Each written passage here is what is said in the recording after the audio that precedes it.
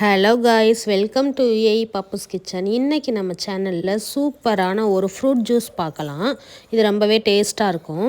இதுக்கு நான் பச்சை திராட்சையை இது மாதிரி கழுவி ஒரு பிளேட்டில் ட்ரான்ஸ்ஃபர் பண்ணிக்கிறேன்.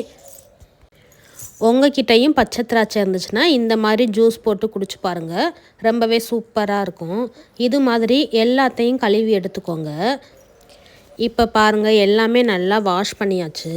இந்த கிரேப்ஸை நம்ம ரெண்டாக கட் பண்ணி எடுத்துக்கலாம். நம்ம மிக்ஸி ஜாரில் போட்டு அரையில் நல்லா நைஸாக அரைச்சி கொடுத்துரும். நமக்கு வடிகட்டுறதுக்கு கொஞ்சம் ஈஸியாகவும் இருக்கும். இப்போ பாருங்கள், நம்ம ரெண்டாக ஆல்ரெடி கட் பண்ணி வச்சுருந்த நம்ம கிரேப்ஸை ஒரு நல்லா கழுவுன மிக்ஸி ஜாரில் போட்டு எல்லாத்தையும் ஆட் பண்ணிக்கலாம். ஆட் பண்ணதுக்கப்புறம் டேஸ்ட்டுக்காக சுகர் ஆட் பண்ணிக்கோங்க.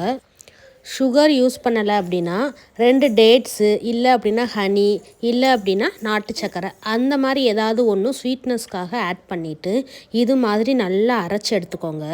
இப்போ அரைச்ச உடனே ஒரு ஃப்ளேவருக்காக நம்ம சின்ன இஞ்சி துண்டு போட்டு நல்லா ஆற்றிட்டு நம்ம சர்வ் பண்ணலாம்.